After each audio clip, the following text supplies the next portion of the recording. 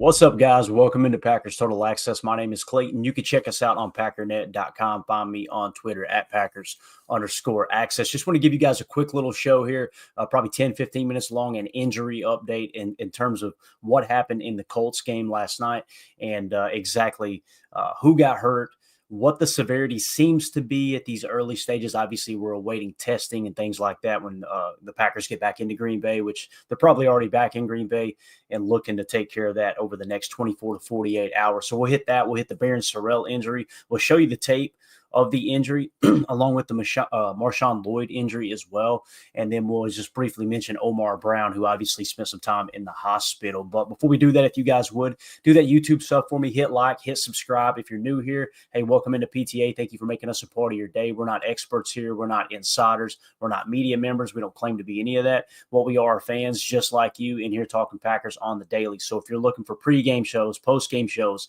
in-depth analysis, film breakdown, the whole 9 yards, make sure you're subscribed to the channel and hit that bell icon so you're notified every time we do go live. I apologize for the voice.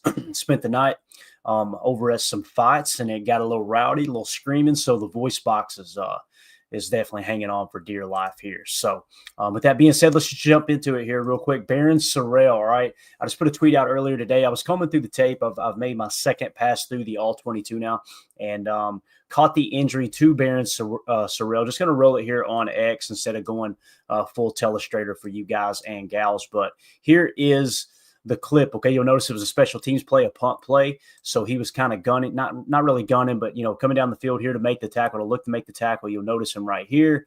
He's going to cut back across the field, and we'll try to go slow motion here for you. And you'll notice right here, this is your long snapper, Matt Orzik, right? He kind of missed the tackle, and you'll see he climbs up to make the tackle. Now you're seeing Barron Sorrell come into the picture right here. And you'll notice Matt Orzik wraps up the tackle, swings around, and then unfortunately catches the knee there of Barron Sorrell. Now, again, I don't want to play this like too much. We'll give you a couple shots of it because obviously it doesn't look gruesome or anything, but it's hard to see these young guys take an injury like this. But you can see Matt Orzik swinging around. And listen, in no way, shape, or form is this a shot at Matt Orzik. He's out there playing hard, long snapper all the way down the field, trying to make the tackle, right? And just clipping the knee there. It's just friendly fire, man. This is football. Barron Sorrell making a hustle play. Obviously, Matt Orzik trying to make a hustle play as well. And you'll see when he goes to get up, he's a little hesitant. They're trying to help him up, but it looks like there was something going on with the knee. Now, I will say this. It looks bad, right? When you see that clip, that's the type of stuff that you see. Wow. When someone comes in, they get rolled up on, and you get kind of that side swipe of the knee, you immediately think ligaments, things like that. We have heard nothing official from the Packers. And just combing through Twitter, I've noticed several people saying, hey, he was actually riding the bike a little later in the game. He was walking around on the sidelines, looked okay. Obviously, went into the blue tent. I personally didn't see that, so I'm just going off of hearsay. Please understand that, full disclosure. Hopefully, I hope that's the case, right? Barron Sorrell's shown flashes. He's the type of guy that you can tell he's going to be a good teammate. You can tell he plays hard. You see, this is a hustle play. If he's not hustling his ass off, he doesn't even take this hit, right?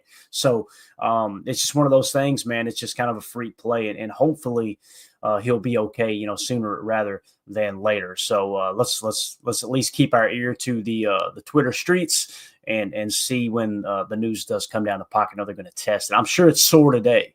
So even though he may have gotten up on the bike, walking around the sideline, there's a good chance that he wakes up this morning, got some swelling, things like that. So again, we'll keep our eye on that. I see everybody following in the chat. Just doing a quick episode here, guys, to give you guys some information on what we know about the injuries up to this point, as we had 3 guys. I believe it was 3 to the best of my knowledge. They got banged up in that game. And let's see here. We got Ray in the chat. You guys do a great job on here. Thanks. Hey, thank you, Ray. Thank you for the kind words, man. We appreciate your support. And you guys in the chat, y'all are the ones that make this thing go. There's no doubt about it. King Tron, hey, Clay, what do you think about the game as a whole? I was honestly happy with the performance. Those dang penalties cost us a lot, but imagine if we clean that up. I think that's very well said, Tron. The penalties are a problem. Don't get me wrong. But when you've seen the illegal formation penalties yesterday, it's my knowledge, I'm hearing that the officials are really trying to crack down on that in the preseason. You guys know how this goes. I don't agree with how they do it, but every year they'll put emphasis on a particular play. They'll call it like crazy in the preseason. Then it dwindles off when you start the season, the regular season. It's like it doesn't get called as much.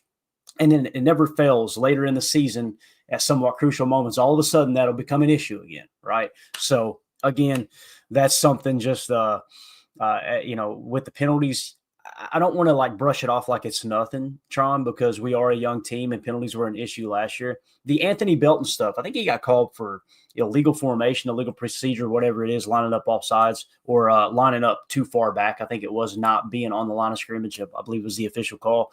It was like 2-3 times in a row, right? Now, outside of that, Belton had some problems as well. So if you remove Belton's penalty problems, I don't feel as bad about, the penalty issue yesterday. But with that being said, I think they cleaned it up in the second half, right? So we'll keep our eye on it, though, man. Now, the overall game as a whole, I thought they played well. The Colts played a bunch of starters, if not all their healthy starters. I haven't looked into actual snap count, things like that, but I know that was the plan, was for them to play some of the starters. You've seen Daniel Jones out there, right?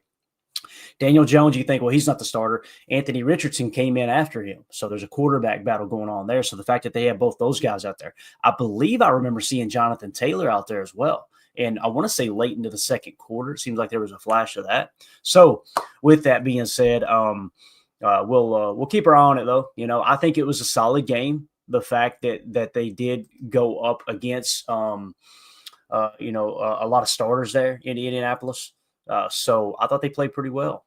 First half was a little bit of a stinker. Elgersma surprised me. Like, I thought Elgersma looked kind of the part. However, PFF disagreed. We'll give you a full breakdown on that this evening at 6:30 p.m. Central Time. We go live for PTA Live. Coach Monkeneer says, where do you think Marshawn Lloyd is going to make the team awfully injury prone? Yeah, see, here's the thing about Marshawn Lloyd. Yeah, and I understand there's been a lot of injuries. Matter of fact, let's just shift gears into that. That's the next one we're going to cover here real quick. Coach Monk, it's kind of easy to say, oh, this player's injury prone, that player's injury prone, but you got to look at the details of each individual injury, right? With Marshawn Lloyd, there's nothing he can do to prevent having an emergency appendectomy last year, right? Now, I understand he was banged up before that. I got you. But that essentially, if I remember correctly, ended his season last year. When you come out this year, he takes kind of a funky hit from Nate Hobbs. They said he actually tweaked that injury before the hit. I don't know if that was true or not. I wasn't there on the practice field. And if the coaches say one thing, I'm just going to take their word for it. This play here with Marshawn Lloyd, as you guys see, this was Marshawn Lloyd's final play of yesterday's preseason matchup against the Colts. Perfectly executed wheel route for a 33-yard gain. The injury he suffered on this play is being reported now as a hamstring issue. It's funny, if you guys were tuning into our post-game show yesterday, I said I thought it might be a concussion because he got ear hold, and then it kind of looked like his head snapped down and might have hit the turf. After looking at it, I don't think his head hit the turf that hard, if it did at all. And then everybody in the chat was saying, no, they're saying it's an ankle. It's an ankle. It ends up being a hammy. So here's the play. Let's just play it real quick. You guys see he comes out of the backfield on the wheel route. I'll slow it down and give you a zoomed in look. So you see right here, to me, it looks like he's kind of stumbling. And I'm wondering, as he leaned over to catch that ball, did he tweak the hammy there? Or was it the player diving at the feet here? As you can see, could have been right there, right? It kind of looks like he's going down before that, though. So I was wondering, did he pull a hammy or something like that, tweak that thing? As he was kind of trying to raise up from the catch, right? Now you'll see the ear hole here, bang. That's what I was talking about. I thought, man, maybe it's a concussion. As you can see, it's just a pretty good lick. And I'll be honest with you, I thought it was somewhat of a dirty hit. I'm usually not that guy that goes on Twitter or anywhere and be like, oh, they're a dirty player, because the game's happening so fast. But this dude gets a full head of steam, comes over, lowers his head, and just ear holes him, right? If a Packer does that, you're probably not hearing me complain.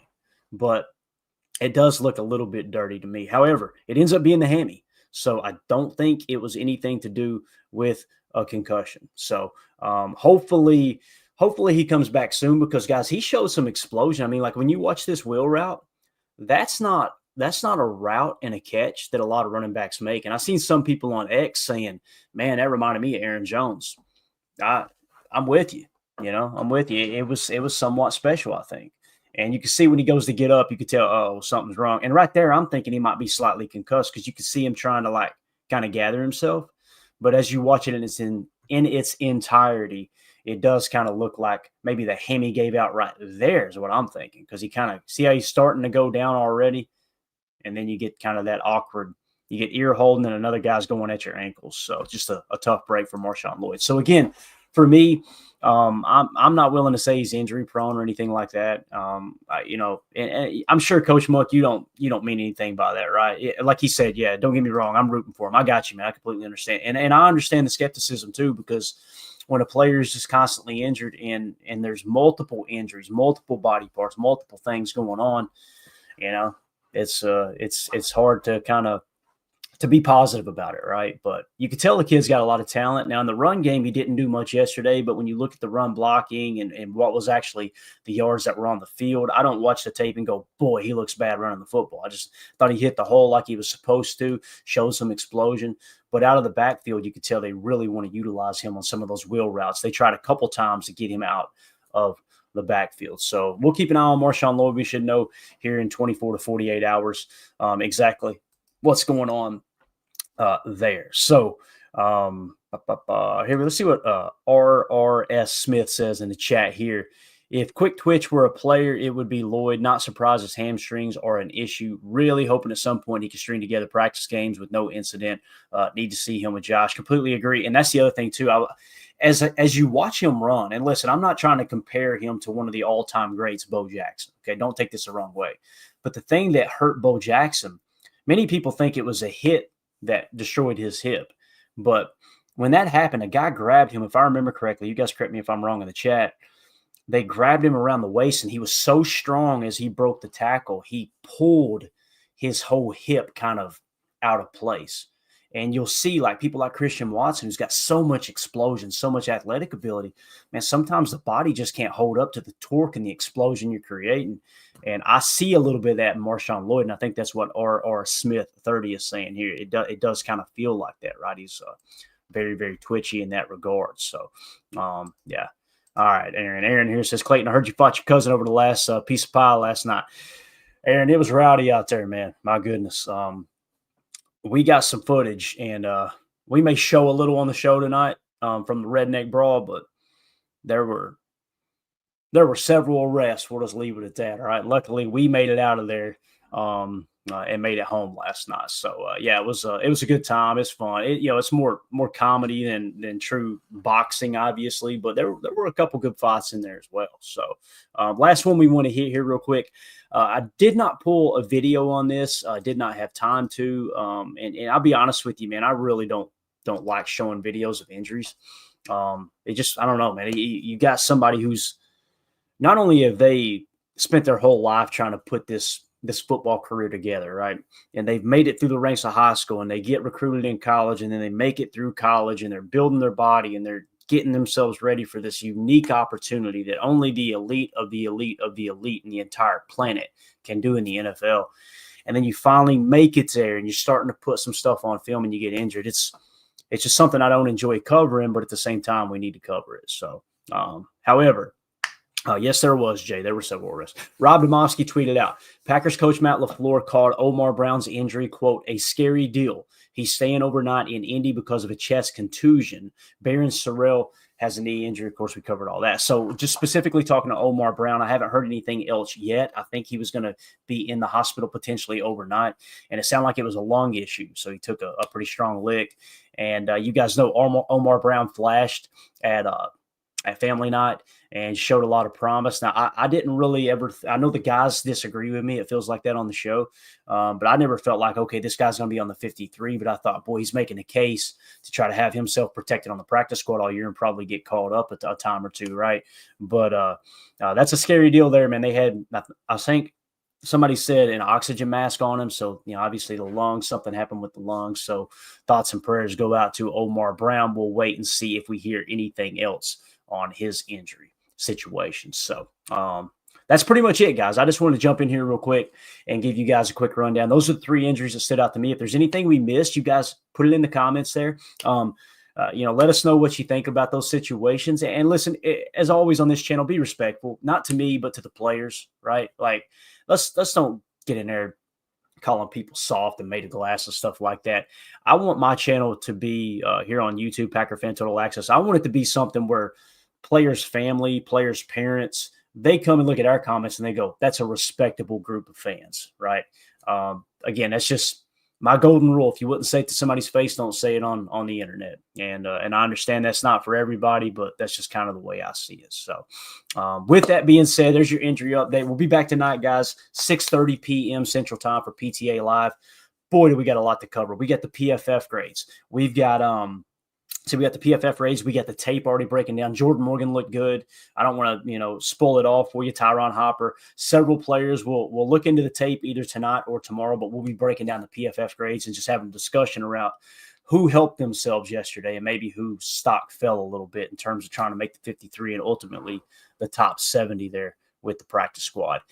So that's pretty much it. Again, if you guys want to support the show, the best way to do so is to join our Patreon group. You can do that by going to patreon.com/Packer Fan Total Access. I mentioned that right now because we're going to be doing a giveaway tonight, an autographed Dontavion Wicks rookie card. All you got to do is be a member of the $3 tier. On Patreon, we got a $3, a $5, and a $10 tier. $3 tier gets you everything on the side. Okay, all the extra content it unlocks. The 5 and the 10 is just there for someone wants to be extra generous, which there's several people that have, and we greatly appreciate it. However, these giveaways are a way for us to give back to those who are supporting the channel. If you're not familiar with Patreon, you can always join on YouTube and get entered into the giveaways as well. Just be a YouTube member here on YouTube. I do recommend Patreon because you get a whole lot more content. You got chats in there. We got a fantasy football league. Actually, 2. We filled the first one up so fast. We're fielding a second fantasy football league. So if you want to get in on that action, make sure you join the Patreon group and jump in the fantasy football chat and say, hey, I'd like a spot there as well. So with that being said, we will see you guys tonight, 6:30 p.m. Central Time for PTA Live. Everybody have an awesome day. As always, let's go out and be the change we want to see in the world, and go Pack. Here we go. We're out. Bye, guys.